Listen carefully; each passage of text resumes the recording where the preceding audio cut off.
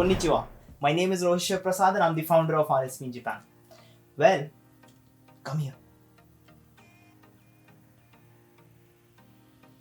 I'm gonna tell you a secret. Well, recently you guys have been asking ki, what are the documents that we need to send? How much money do we show in the bank account? Well, it's a very hectic process. Today, what I'm gonna tell you, I can charge you 1 to 2 lakh rupees for that. People do that. I have given money for that. Well, this information is going to be for free for you guys, and I am going to discuss every single detail on what documents you need, how you need to keep them, what you need to keep in mind, how much money do you want to show in the bank account. That's why this video is going to be a little bit longer than usual. Watch the video till the end to understand each and everything about it. And of course, you guys decide what the content is going to be. So at the end of the video, make sure if you have anything left to understand or something that you did not understand properly, put it down in the comments so I can share it with you guys. And before anything, let me just tell you that we are starting a batch for N5, N4 and N3 this month itself. So if you guys are planning to study Japanese online, of course, online, not recorded class, but a teacher will be teaching you every time and taking good care of you, well, you can contact us or you can find all the details on the website. The link is in the description below.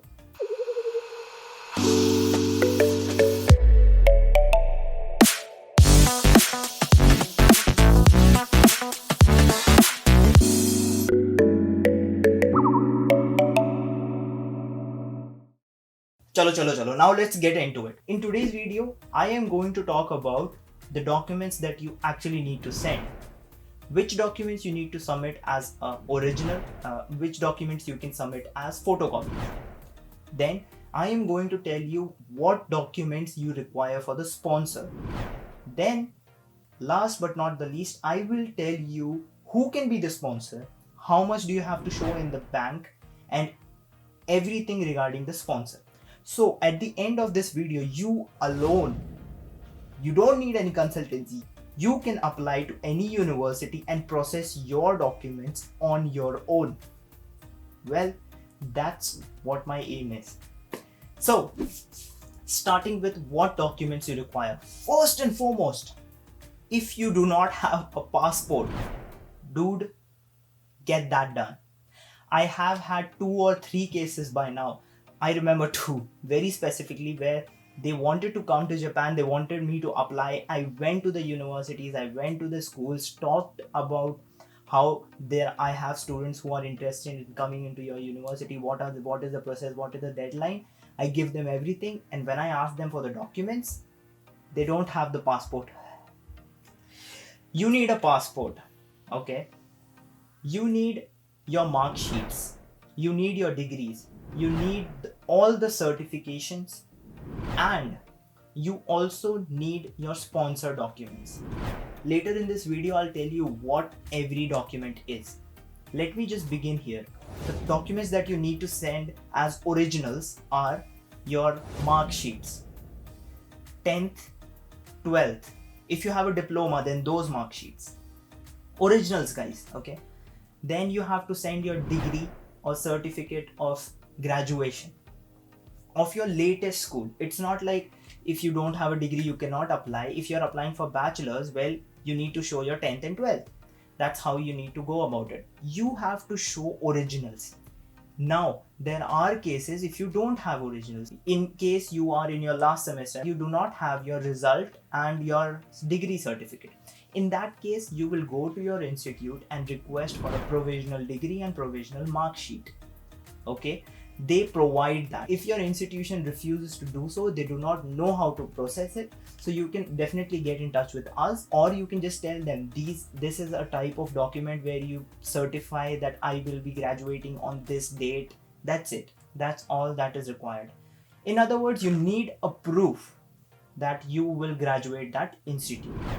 Also, you have to make sure that all these documents, along with being original, need to be on the letterhead and need to be stamped.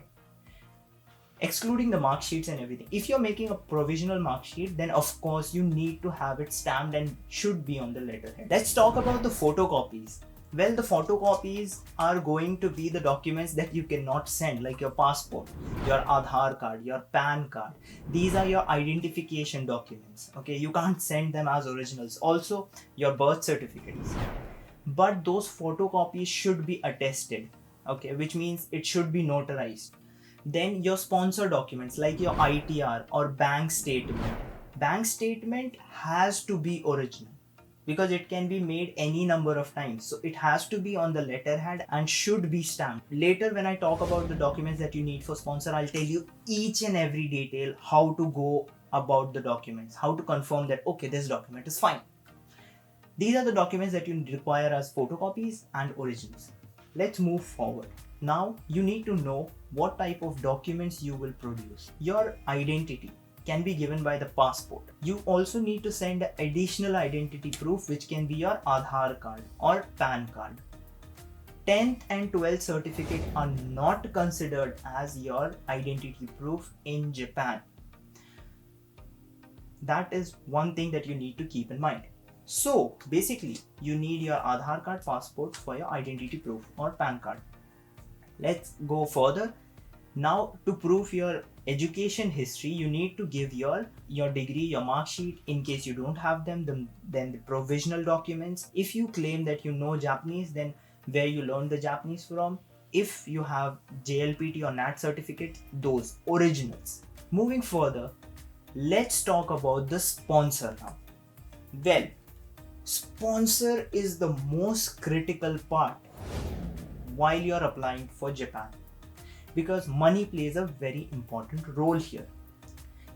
Recently, the rules have become really tough, so the type of documents that you have to produce now vary from the documents you needed to produce in maybe 2018 or 2019. When I came, I had to produce very less documents, but now every document is checked and verified. When we talk about money, this is the most critical part. The first and foremost point that you need to remember, recently what is happening is your sponsor needs to be your direct blood relation, father, mother. Can be your sister, brother, but mother or father is preferred. Now here is why. Recently what has happened is that people are showing their relatives ka documents where the relative has the money, but when the relative is being called by the Immigration Bureau of Japan, they respond ki I was only told that I need to show the money, I don't have to give the money. Now the immigration is aware that that can be a possibility, so they believe that your parents are the only ones who would be willingly paying for your tuition fees or lifestyle expenses. So keeping that in mind, sponsors should be your direct relation, mother or father. Preferably, if you don't have enough money in their account, well, you have to produce too many documents to prove that that person will actually sponsor you. Great, now you know who can be the sponsor. Now you need to know how much money do they need to have. Well, it's very simple actually. Just refer to this formula. It's very simple. It's not a very difficult formula. Bol diya, are. Chill. This is how it goes. You need to calculate it on your own. What you can do is calculate your fees. If you're applying for a 1-year course, then that fee. Let's just take a round figure and make it 10 lakh yen for 1 year. Now, that means you need to have at least 10 lakh. Plus, you also need to have some money which will be sent to you every month, and that will be calculated. Let's just say you spend, or it's assumed that you will spend 60,000 yen per month while you're living in Japan, including maybe rent, food, everything like that. So 60,000 yen into 12, because your course is 12 months. Now in total you need 17 lakh 20,000 yen, or if we round it about and calculate it in Indian rupees, I can say you require about 12 lakh rupees. But you also need to get the tickets, you also need to get like in the first period you need to have some extra money. So let's just say, rounding everything up, you need about 15 lakh rupees in your account to show that you're actually financially eligible or you can take care, your sponsor can take care of your expenses. That being said, now you need to have 15 lakh rupees. If you're going to a place like Fukuoka, if you're going to Tokyo, the things change. Everything depends on your fees, everything depends on the duration of your course, also depends upon how the living standard is in the area that you're applying for. So you can definitely refer to this formula and understand everything. Now, how should this money be sent? You might be thinking कि यार मेरे पास अभी नहीं है, but I can take a loan, और मैं किसी दोस्त से मांग लेता हूँ या फिर रिलेटिव से मांग लेता हूँ, and that's fine. Recently, you have to show your bank statement 3 years. What they are seeing is if the money is coming to you in a proper format, like maybe salary or something like that. If you're taking 10 lakh rupees ekdam se, let's just say your admission is in October, you borrowed 10 lakh rupees from someone. Now the question is, if the sponsor doesn't actually have the money, why is he the sponsor? And if he's taking 10 lakh rupees, where is that 10 lakh rupees coming from? If the 10 lakh rupees is coming from some other person, then you need to show the documents of that other person. Now the things become very complicated because there are more chances of finding an error. So if you do not have that sort of money, you can have your money in your FD, you can have investments, you can show all of that. Okay, you don't have to have actual money in your bank statement. You just have to show that you own that much, you are ready to pay that much, and that money is liquefiable. You also will need to show your ITR. The sponsor has to submit their income tax return statements for the past 3 years. Usme they will be showing the salary. That salary will be coming to your sponsor's account every month for the past 3 years. That will be calculated. Now, in order to see whether you can actually give that much money or not, is other than having 15 lakh rupees in your account, it's very important to calculate whether you can actually take care of the expenses in case something goes wrong. Let's just say your ITR shows 60,000 rupees per month. That case, 60,000 rupees is coming in your bank account every month, and 60,000 rupees may you are spending 40,000 rupees. Sif 20,000 rupees is being left with the sponsor every month. In that case, he cannot send you 60,000 rupees every month, which means that you are not financially eligible. So you need to think according to that.